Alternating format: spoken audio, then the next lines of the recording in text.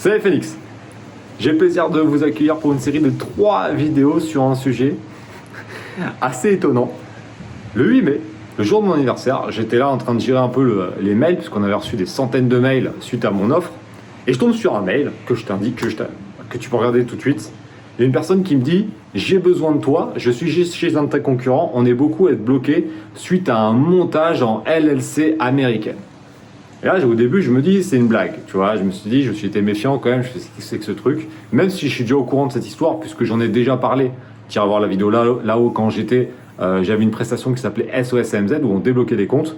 Et je l'explique dans la vidéo que on a dû arrêter ce service, puisque on avait des personnes très agressives de sa communauté qui nous insultaient alors qu'on était là pour les aider.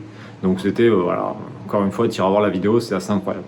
D'ailleurs, je te remercie, pense à mettre un like, pense vraiment à mettre un like, pense à mettre un commentaire à cette vidéo de soutien pour dire franchement bravo, parce que ce que je vais t'expliquer là, je pense qu'il n'y aurait pas grand monde qui l'aurait fait. Donc vraiment, fais-moi péter les likes. Il faut vraiment que cette vidéo, elle ait un maximum de likes, de commentaires, et pense à t'abonner à la chaîne si ce n'est pas fait. Tu sais que c'est super important. Et donc je reçois ce mail. Donc je commence à lui demander des informations, je commence à lui demander des preuves. Moi je suis comme Saint Thomas, tu vois. Moi j'apporte toujours des preuves, moi aussi je veux des preuves des autres, parce qu'il y a quand même beaucoup de mythos. Il m'apporte les preuves, pas de problème. Et là je lui dis, je vais te mettre en relation avec Hugo, de la chaîne AH Fiscalité. D'ailleurs, elle est dans la description, tu pourras t'abonner sur sa chaîne. Et je lui dis, voilà Hugo, c'est ton domaine, est-ce que tu peux l'aider? Donc il prend contact avec lui, il l'appelle.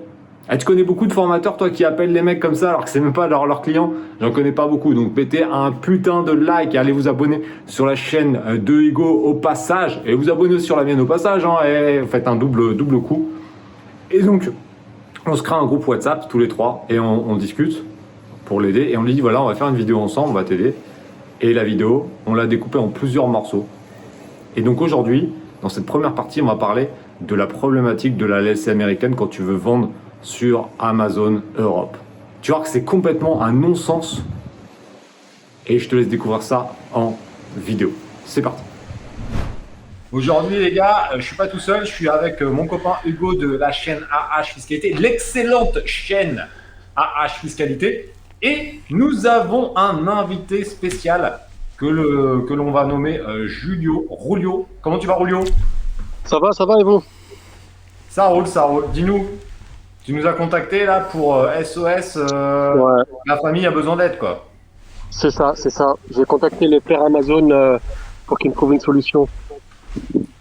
Est-ce que tu peux nous expliquer un petit peu ce qui se passe? Alors en fait, je vais t'expliquer la situation. C'est que voilà, moi j'avais pris une formation Amazon FBA. J'ai commencé à vendre dessus en ouvrant un compte auto-entrepreneur et ça a vite pris, tu vois. Ça a très vite pris. Voilà, j'ai vite fait de l'argent. J'ai compris qu'il fallait que je passe en vraie société, quoi.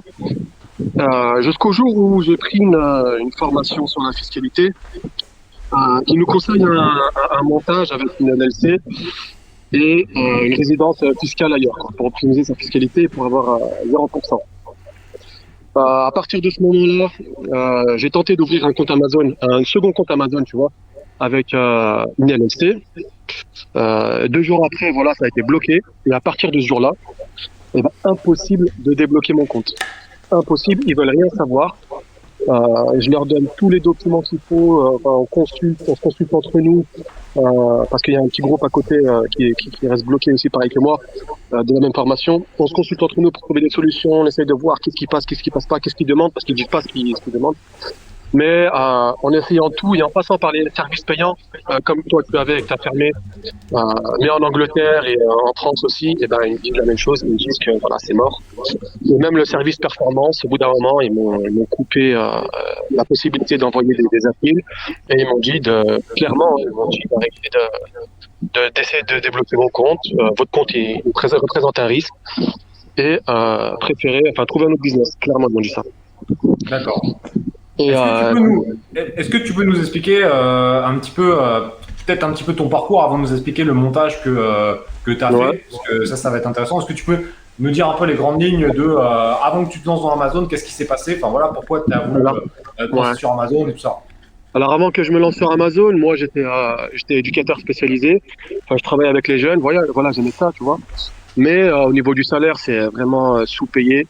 Et puis au bout d'un moment, les choses ont fait que j'ai dû quitter mon travail pour m'occuper de ma famille parce que il y a eu quelques imprévus et je me suis retrouvé au chômage et je me suis retrouvé avec rien du tout.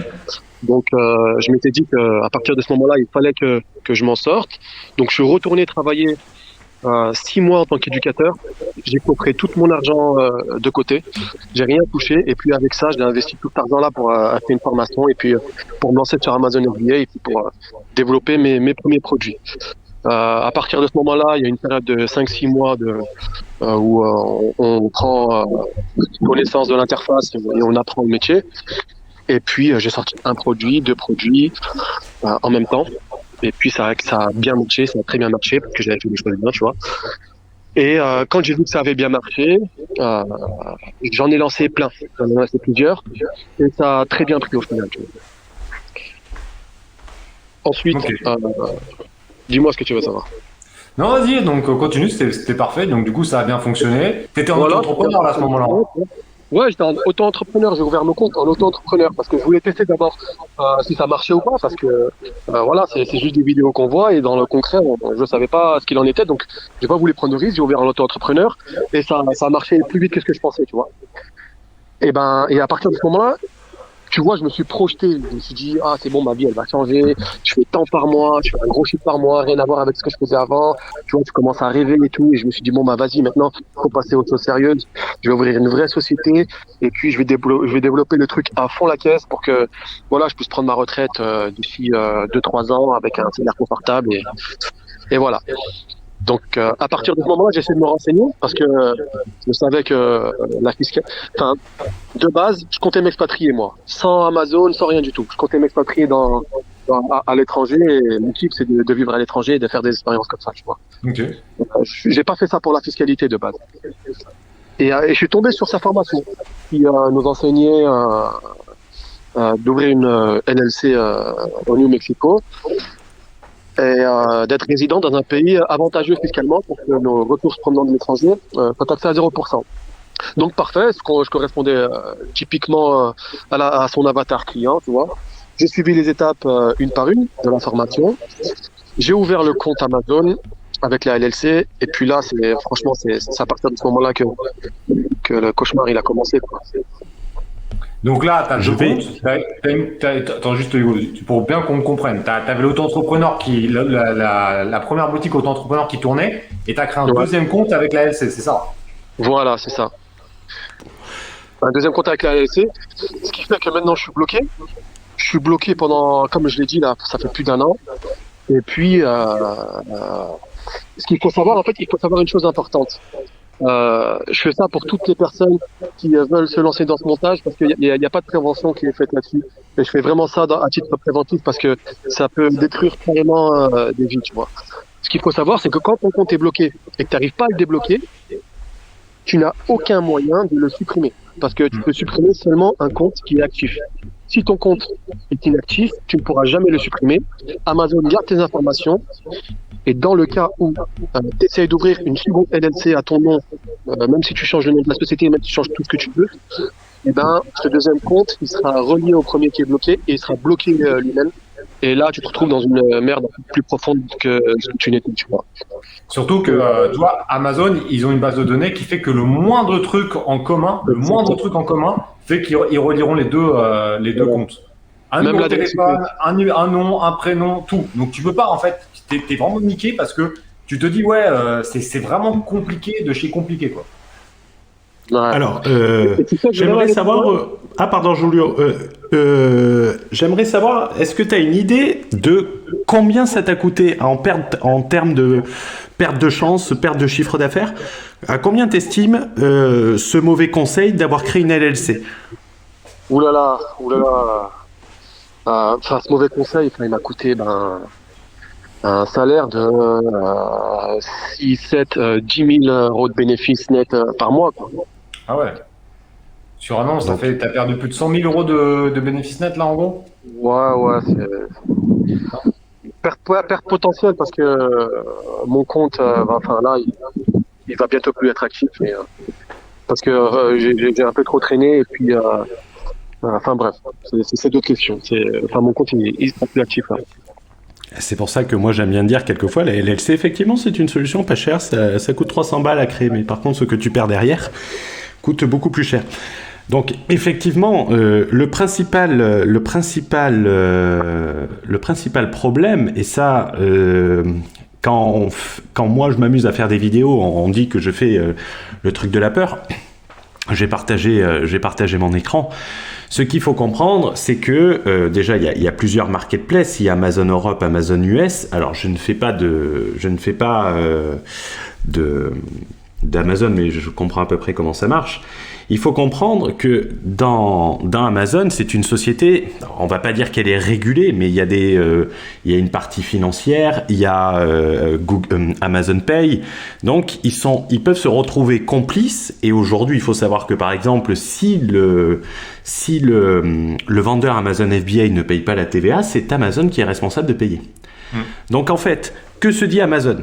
Amazon se dit, en y connaissant un peu en fiscalité, on a un Français ici, qui est FR. Pour moi, ce qui bloque, c'est le fait de vouloir vendre en Europe, avec une LLC au Nouveau-Mexique, qui n'a aucun lien avec le Nouveau-Mexique, pour vendre en Europe. Amazon voit ça, il dit, mais pourquoi ce Français a une LLC pour vendre en Europe? Ça ne fait aucun sens.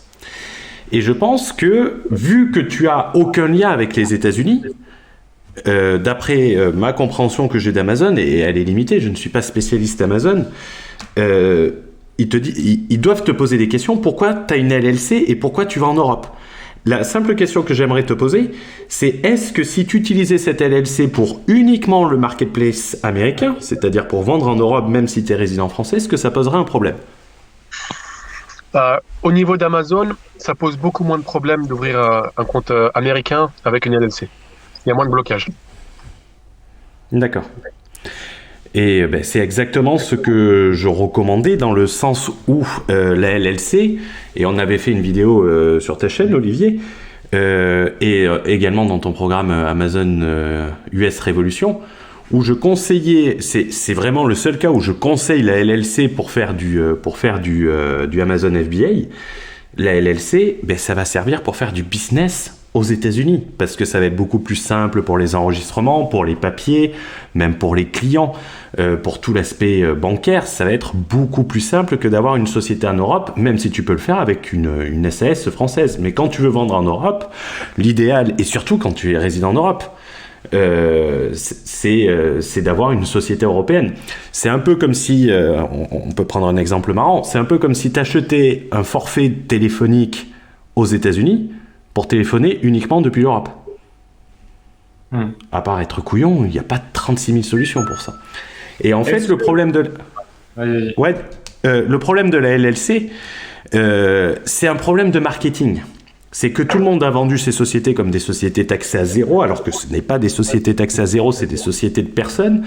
Il y a d'autres considérations fiscales du fait que ça ne soit pas des sociétés de capitaux et sociétés transparentes, notamment lorsqu'on va en France, mais c'est pas le sujet de la vidéo. Et le principal problème de la LLC, c'est que tous les gens se sont dit, c'est la solution miracle. 300 balles à créer, on peut ouvrir des comptes fintech faciles, il n'y a pas de comptabilité et tout. Alors, c'est sûr que pour les entrepreneurs qui débutent, c'est la solution, ça paraît la solution idéale sur le papier. Moi, j'appelle ça le coronavirus, la LLC. Il y en a un qui en a parlé, tout le monde en parle, tout le monde crée des LLC. Je le vois, moi j'ai un Discord public, je sais pas si tu y es dessus, Rulio. Et dès que les mecs ils ont fini l'autre entreprise, ah ouais, je vais créer une LLC au Nouveau-Mexique, ça coûte 300 balles. Et on leur demande, mais tu sais ce que c'est une LLC? Tu sais comment ça marche? Non. Non, mais ça a été tellement marketé et c'est tellement dur aujourd'hui que quand on va parler, et c'est pour ça que je trouve ton témoignage important. Moi, je disais que pour vendre en Europe, les LLC, même, j'ai utilisé une LLC à cause de mon contrat de travail. J'ai perdu une somme folle sur les frais de paiement, chose que vous n'avez pas avec Amazon, mais j'ai perdu une somme folle en frais de paiement, en frais de PayPal, et tout ça. C'était infernal. Et la LLC n'est pas une solution miracle et elle peut avoir des conséquences strictement catastrophique. Et je vais te dire une chose, pour te rassurer, t'as peut-être eu le moins pire. T'as peut-être eu le moins pire parce qu'une LLC est une société américaine, ça veut dire soumise au droit américain. C'est-à-dire que si demain tu avais eu un problème avec un client et que tu te prenais un procès à plusieurs millions de dollars, ça aurait été un peu plus gênant. Les gens qui utilisent des LLC pour faire n'importe quoi d'un point de vue fiscal, il faut savoir que tu as un crime aux États-Unis qui s'appelle le wire fraud. Ça veut dire que si tu te sers d'une LLC pour frauder un fisc étranger, pas volontairement forcément, c'est peut-être par une mauvaise compréhension de la forme de société, mais tu peux te faire poursuivre aux États-Unis pour wire fraud, qui est un crime fédéral, et là c'est pas la DGCCRF qui arrive, c'est le FBI directement. Donc, ah oui, non, mais c'est la LLC, les gens disent oui, il y a aucun problème, c'est la solution miracle. Moi, quand j'ai récupéré la LLC, pour faire une confidence, je n'ai jamais parlé, j'aurais dû en parler, c'était une société qui avait été préétablie par mon boss, qu'il fallait juste lancer en quelque sorte. C'était ce qu'on appelle des sociétés préconstituées. J'ai dû signer une décharge de responsabilité en disant que j'étais au courant de tous les risques et que si je ne respectais pas les règles, je ne pouvais pas dire un défaut de conseil. Donc, une LLC, c'est des responsabilités, c'est beaucoup plus complexe qu'on ne le pense. Les gens disent pas de comptabilité. Mais si, tu dois avoir une comptabilité aux normes de ton pays. Alors c'est sûr, si tu es à Dubaï, surtout c'est une destination favorite, si tu vas à Dubaï, tu n'auras pas... Suite ou hôtel classique? Parce que ça, c'est important. Moi, j'aime bien les suites. Je dois avouer, j'aime bien... Rouleau, tu es plutôt suite, toi, également. Exactement. Ouais, non, mais non, mais c'est... tu sais, en plus, je lance un fonds d'investissement, donc c'est quand même important d'être confortable. Bien sûr. Et encore ça va, j'ai de la chance. J'ai pas des clients qui ont des problèmes. J'aurais des clients qui ont des problèmes, tu vois, qui auraient par exemple des comptes fermés en suivant mes conseils. Ça me gênerait de sortir une vidéo pour parler de mon lifestyle. Toi, tu sortirais la Lamborghini si tu avais un client qui était dans la même situation que Rouillon? Ah bah non, moi je suis en train de faire des mises à jour. Tu sortirais le berlingot. Je vais pas, les gars, aller voir mes concurrents pour régler les problèmes. Ça, c'est sûr que là, on en reparlera de ça, parce que ça, franchement, quand Rouillon nous a contactés, je me suis dit, bon, on en reparlera tout à l'heure, mais... Et la démarche de Rouillon, elle est... j'ai envie que les gens comprennent la démarche. C'est sûr qu'il ne va pas intervenir sur une chaîne YouTube qui va faire la promotion des mauvais conseils qu'ils peuvent faire, et on ne cite personne. Le but n'est pas de viser quelqu'un.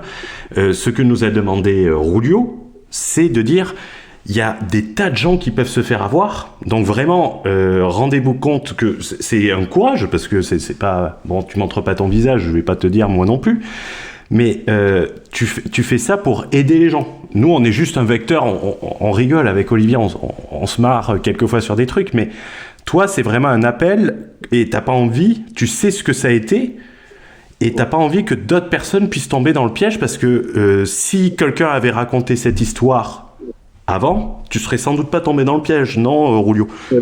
Exactement, c'est ça. En fait, ce qui m'attriste, c'est que chaque jour, il y a des personnes qui se retrouvent dans la même situation que moi. Et tu vois, moi, je l'ai vécu, cette situation, elle est vraiment difficile à vivre, parce que ça décale tous tes projets de vie, et puis c'est dur à encaisser, tu vois. Le fait qu'on te dise, ça fait plusieurs années que tu te déchires du matin jusqu'au soir pour essayer de monter un truc qui va te permettre de vivre, toi et ta femme, dans la sérénité, et puis que du jour au lendemain, on te dit, bon, ben, c'est fini pour toi, Amazon, tu vois. Et vraiment, là, c'est un vrai déchirement, et je sais que si je fais pas cette vidéo, il y a des personnes qui vont apprendre que ce montage est très risqué, tu vois, seulement après avoir pris la formation. Et seulement après avoir essayé eux-mêmes, parce qu'ils vont se dire, ils vont voir la formation, ils vont savoir qu'il y a un petit risque, tu vois, parce que dans la formation c'est dit que en ce moment il y a certains risques, mais bon, tout le monde le tente, et il n'y a pas de prévention qui est faite en amont, tu vois. Et on est beaucoup dans mon cas, et on est beaucoup pour lesquels la carrière c'est vraiment stoppé, quoi. Et voilà, tu vois que c'est quand même assez hallucinant, que c'est Hugo et moi qui devons gérer le SAV de certains formateurs. Faites attention avec la LLC américaine, Hugo vous l'a très bien expliqué, c'est un non-sens complet. Si tu vends sur les États-Unis, ok, mais si tu es en France, il n'y a aucun intérêt de faire une ALC américaine, il y a vraiment d'autres choses à faire. Donc renseignez-vous quand vous voulez faire des choses comme ça, c'est vraiment super important. Bon, pense à t'abonner à la chaîne, à la mienne, à celle d'Hugo, pense à mettre un gros like, un gros commentaire en disant bravo les gars, parce qu'on sait quand même, on a quand même pris du temps pour aider des gars qui ne sont pas nos clients et qui passent notre temps à nous insulter sur les réseaux. Mais bon, c'est ça quand tu crées de la valeur. On est là pour essayer d'aider le maximum de personnes à ne pas se faire avoir, parce que ça peut vraiment, comme Rulio l'a dit dans la vidéo, ça peut vraiment casser des carrières complètes. Et donc, ces personnes qui ne peuvent pas changer de vie. Et Hugo et moi, notre objectif, c'est de changer le maximum de vie. C'est pour ça qu'on fait ce type de vidéo. Dans la deuxième partie, on verra la problématique avec certains formateurs qui n'accompagnent pas du tout leurs membres. Et dans la troisième vidéo, voilà, celle-ci, elle sera certainement collector. On parlera d'un pimpin parce que tu verras ce qui s'est passé. Je t'invite vraiment à regarder la série des 3 vidéos parce qu'elle est vraiment dingue. Un non-sens incroyable. C'est-à-dire que là, tu te rends compte que c'est même plus des pimpins de cette planète, eux sont sur une autre planète, pimpins de l'espace. Vous allez voir ça dans la troisième vidéo qui est juste dingue. On se retrouve d'ailleurs très prochainement sur la chaîne. Bye.